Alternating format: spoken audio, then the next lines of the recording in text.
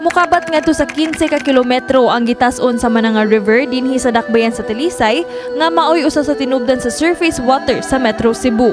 Kaniadto do na pay tubig nga mag-agas dinhi sa akong gibarugan karon apan tungod sa nagpadayong kainit nga dala sa El Nino, grabe ang kaugas sa mong sapa nga bisan usa ka tulo sa tubig wala nay makita.